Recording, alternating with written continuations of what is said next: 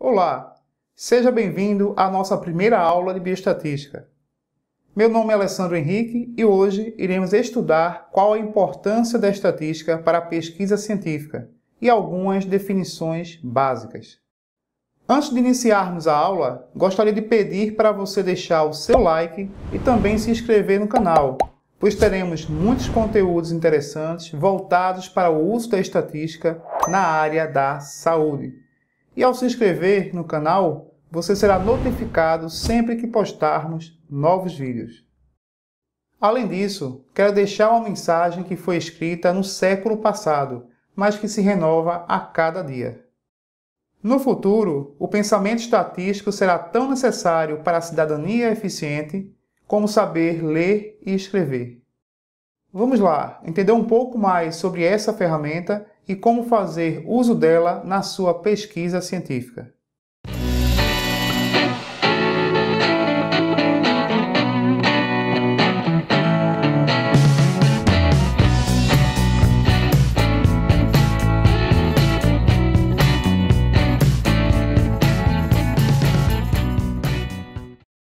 Nesta aula, vamos entender um pouco da importância da estatística para a pesquisa científica e fazer algumas definições importantes que servirão de base para o conceito que iremos aprender durante o curso.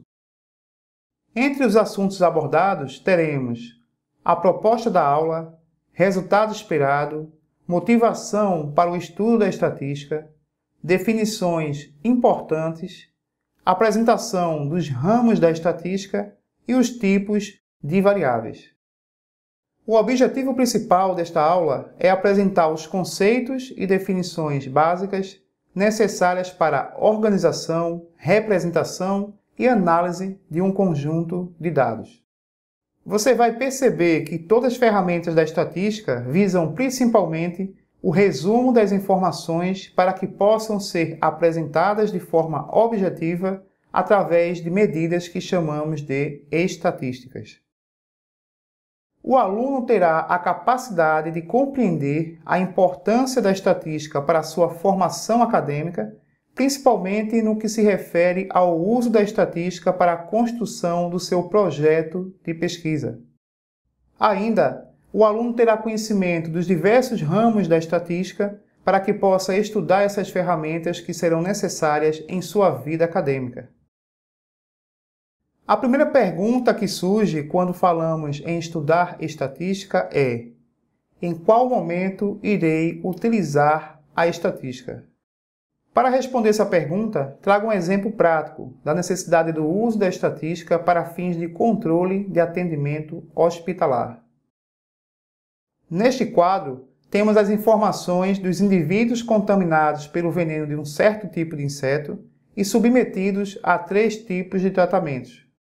As variáveis que temos são número do paciente, idade do paciente, o tempo em horas decorrido entre o aparecimento do sintoma e a chegada do paciente ao serviço hospitalar, o tempo de recuperação do paciente, ou seja, o número de horas que ele passou internado no hospital, o tipo de tratamento que foi aplicado ao paciente e a informação se o paciente apresentou ou não coágulo. Suponha que este banco de dados seja entregue na sua mão e você precisa fazer a interpretação do conjunto de dados. Então, a pergunta é: quais as conclusões que você teria acerca desses pacientes que apresentaram sintomas decorrentes da picada do inseto? Bom, vou te dar um momento para que você possa tirar, pelo menos, alguma conclusão acerca do banco de dados.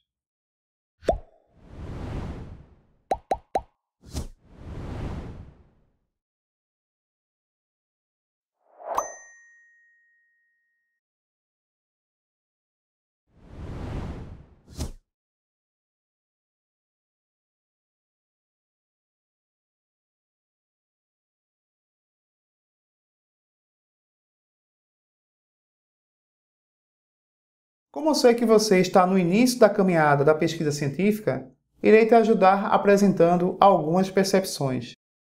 Veja se alguma dessas percepções é igual a alguma que você também encontrou. A primeira percepção é que na variável idade existem poucos pacientes que são crianças e nenhum paciente idoso. A segunda percepção que existe é uma grande variabilidade do tempo entre o início do aparecimento dos primeiros sintomas e a chegada do paciente ao serviço hospitalar. Essa mesma variabilidade também é encontrada no tempo de recuperação do paciente, em que vários pacientes passaram poucas horas internados e outros passaram muitas horas internados. Para o tratamento utilizado, percebe-se uma semelhança na frequência de tratamento do tipo 1, tipo 2 e tipo 3, sendo difícil tirar alguma conclusão apenas olhando a tabela. Para tirar conclusão, precisamos fazer a contagem dos pacientes que utilizaram cada tipo de tratamento. Para a variável coágulo, também é encontrada a mesma dificuldade em tirar conclusões sem fazer a contagem dos pacientes que apresentaram e que não apresentaram coágulo. Perceba que essas percepções só foram possíveis de serem tiradas pois o número de observações é pequeno. Imagina agora se ao invés de 26 pacientes, tivéssemos 260 pacientes. Seria inviável tirar qualquer conclusão apenas olhando para o conjunto de dados. Neste ponto, é onde o primeiro motivo para o uso da estatística é percebido, ou seja, reduzir as informações em medidas que possam representar o comportamento de todos os pacientes atendidos no serviço hospitalar. Além disso, algumas questões podem ser levantadas acerca da relação entre as variáveis do banco. Por exemplo, existe relação entre a idade e a presença de coágulo? Ou seja, com o aumento da idade, existe a maior chance da pessoa ter coágulo? Existe a relação entre a idade e o tempo de recuperação? Ou seja, será que a pessoa que possui uma idade mais avançada, ela tem um tempo de recuperação menor? Existe correlação entre o tempo de atraso para o atendimento e o tempo de recuperação? Ou seja, quanto mais tempo a pessoa demorar para ir para o hospital, maior será o tempo de internamento dessa pessoa? Existe relação entre o tipo de tratamento e a presença de coágulo?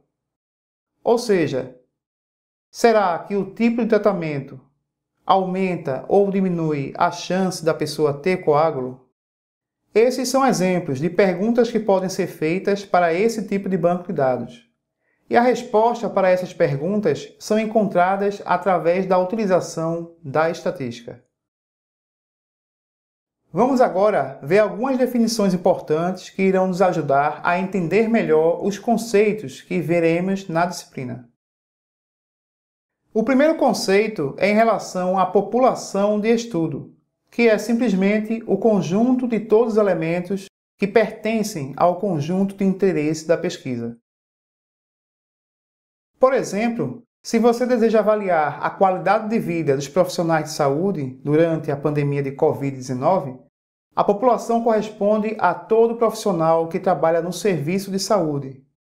Perceba que essa população está muito generalizada, pois profissionais de saúde existem em UBS, hospitais, policlínicas e outros locais que trabalham para promover a saúde da população. Normalmente, são colocadas informações adicionais para limitar o local onde esses profissionais trabalham. Outro conceito importante é com relação à amostra, que se refere ao subconjunto retirado da população. Normalmente, a pesquisa científica não é realizada com todos os elementos da população, devido a limitações de tempo ou condições financeiras para fazer a coleta de dados com toda a população. Nesta situação, é indicada a realização do cálculo de tamanho de amostra para saber a quantidade mínima de participantes necessária para que a pesquisa tenha qualidade científica. O conteúdo referente ao cálculo de tamanho de amostra será apresentado em cursos posteriores. O próximo conceito é acerca do parâmetro de uma pesquisa, que é nada mais, nada menos do que uma medida calculada na população. Ou seja, sempre que uma pesquisa for feita diretamente na população, estaremos calculando parâmetros da população. Se a pesquisa está sendo feita com a amostra da população, então todas as medidas calculadas nesta pesquisa serão chamadas de estimativas. Por fim, temos o conceito em relação ao censo, que se trata do tipo de pesquisa que é realizada com todos os elementos da população, e o conceito de amostragem, que é o processo para a seleção de uma amostra em uma população de interesse. Durante o curso, serão ensinados métodos de amostragem que devem ser aplicados para aumentar a qualidade da sua pesquisa. Em resumo, é importante saber se a pesquisa é censitária ou se a pesquisa é amostral, pois as medidas que serão calculadas vai depender do tipo da pesquisa que você está realizando.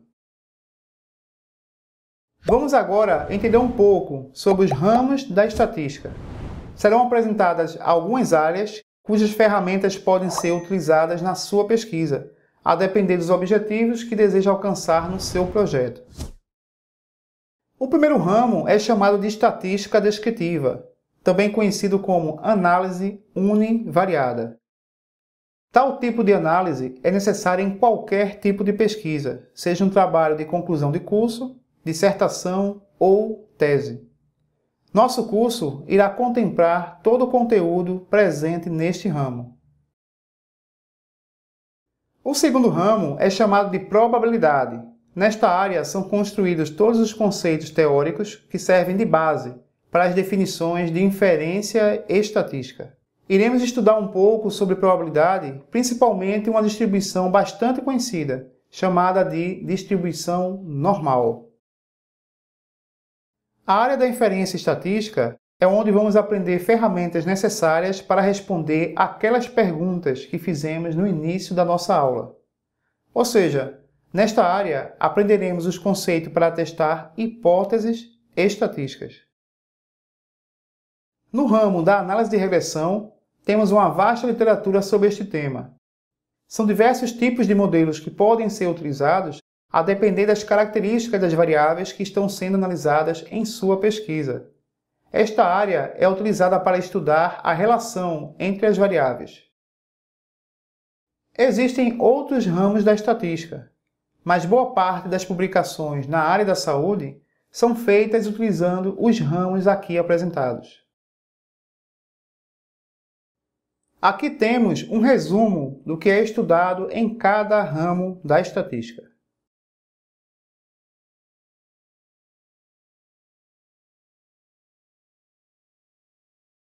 Vamos agora compreender quais são os tipos de variáveis aleatórias e entender como o tipo da variável influencia no tipo da análise estatística que será utilizada na sua pesquisa.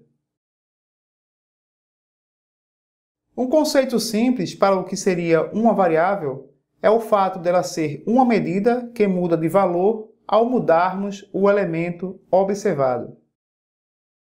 Então, pode ser considerada uma variável aleatória toda pergunta que você fizer a um grupo de pessoas ou uma característica observada em um determinado grupo de objetos, desde que a resposta das pessoas avaliadas ou a característica observada nos objetos apresentem variações à medida que a pessoa entrevistada ou o objeto avaliado é modificado.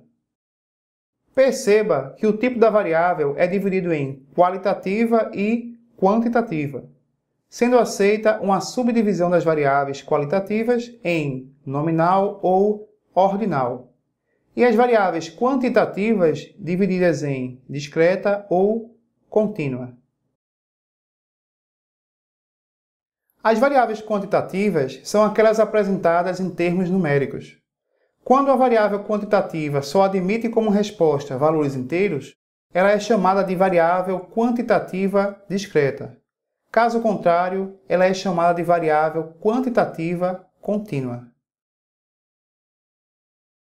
As variáveis qualitativas são aquelas que admitem como resposta uma característica ou atributo relacionado a uma pessoa ou a um objeto. Se a característica citada pertencer à lista de atributos que expressam uma hierarquia, a variável é definida como sendo uma variável qualitativa ordinal. Caso contrário, ela é chamada de qualitativa nominal. Nesta tabela, percebe-se que o tipo da variável indica qual o tipo de análise que precisa ser aplicada. Ainda, observa-se que a distribuição de frequência é uma técnica comum para todos os tipos de variáveis. Neste sentido, daremos andamento ao nosso curso estudando passo a passo de como construir essa distribuição de frequência. No nosso próximo encontro, serão apresentados os passos necessários para construir a distribuição de frequência das variáveis da pesquisa. Não esqueça de fazer os exercícios relacionados aos conteúdos apresentados nesta aula. Agradeço sua atenção e nos encontramos na próxima aula.